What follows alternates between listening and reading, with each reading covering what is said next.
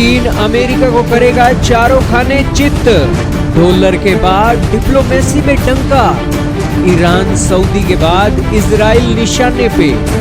जी हां दोस्तों, कोविड के बाद एक बहुत बड़ा चेंज वर्ल्ड डिप्लोमेसी के अंदर देखने को मिल रहा है और वो चेंज है चीन का महाशक्ति अमेरिका को रिप्लेस करना। जैसा कि आप जानते ही हैं कि आजकल गल्फ कंट्रीज हो, बांग्लादेश हो, भारत हो, रूस हो, ये सभी आजकल चीन की करेंसी युआन के अंदर पेमेंट कर रहे हैं और अमेरिकी डॉलर को चोट पहुंचाने का काम कर रहे हैं। इन दिनों एक खबर बहुत चर्चा के अंदर आई है और वो खबर है चीन का शांति दूत बनना। हाल ही में चाइना ने पूरी दुनिया में अपनी छवि को सुधारने के लिए ईरान और सऊदी की डील करा दी और दोनों देशों में चल रहे तनाव को खत्म करते हुए दोनों देशों के रिश्ते अच्छे करा दिए। और फिलहाल ईरान के ऑफिशियल सऊदी के लीडरों को न्योता दे रहे हैं कि ईरान आइए और दोनों देशों के अंदर फ्लाइटें भी जल्द शुरू होने जा रही हैं। दोस्तों, ये रिश्ते नॉर्मल हो गए और इसी के साथ चीन की छवि अच्छी होने लगी और चीन की सबसे बड़ी जीत मिडिल ईस्ट के अंदर यही मानी जा रही है।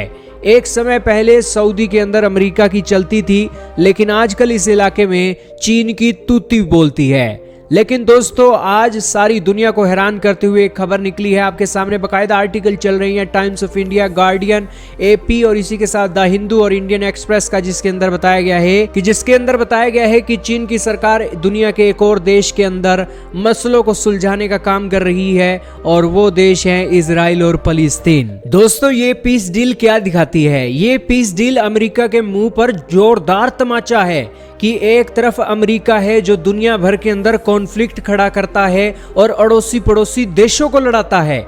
दोस्तों, चाइना ने इतना जोर का थप्पड़ मारा है अमेरिका के मुंह पर कि इस थप्पड़ की गूंज पूरी दुनिया में सुन रही है। आप देख लीजिए, भारत और पाकिस्तान वाले आपस में लड़ते हैं, भारत और चीन वाले आपस में लड़ते हैं, ईरान और सऊदी अरेबिया वाले आपस में लड़ते हैं, रूस और यूक्रेन वाले आपस में लड़ते हैं। इन सब लड़ाई के पीछे कौन है? आपको यही अमेरिका और यूरोप की कंट्री दिखाई देंगी।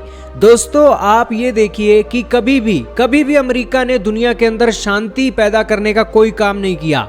ये अफगानिस्तान के अंदर घुसे और अफगानिस्तान से जब निकले अपने हथियार वहां छोड़कर चले गए ताकि अफगानिस्तान के हथियार भारत के अंदर एक आए, पाकिस्तान के अंदर आए और वहां पर आतंकी गतिविधियां चलती रहें और वहां का जो डेवलपमेंट है वो रुका रहे। और दूसरी तरफ चाइना ने यहां पर ईरान और सऊदी अरेबिया की पीस डील कराकर मिडिल ईस्ट के अंदर शांति बनाने का काम किया है।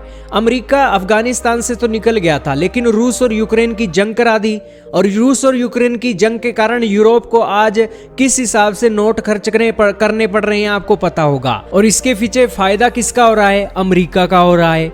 और यहाँ पर यही पता लगता है कि दुनिया के अंदर अमेरिका कॉन्फ्लिक्ट खड़े कर देता है, लेकिन उसे सोल्व करने के ऊपर वो जिम्मेवारी वो खड़ी नहीं करता है जो जिम्मेवारी के चलते वो दुनिया भर में अपना नाम गिनाता है। लेकिन चाइना ने उस जिम्मेवारी को निभाया है और अड़ोसी पड़ोसी देशों के अंदर रिश्ते कैसे अच्छे करने हैं, आपके अंदर ताकत है और ताकत का इस्तेमाल करके कैसे अड़ोसी पड़ोसी देशों के रिश्ते अच्छे करने हैं, ये चाइना यहाँ पर बता रहा है।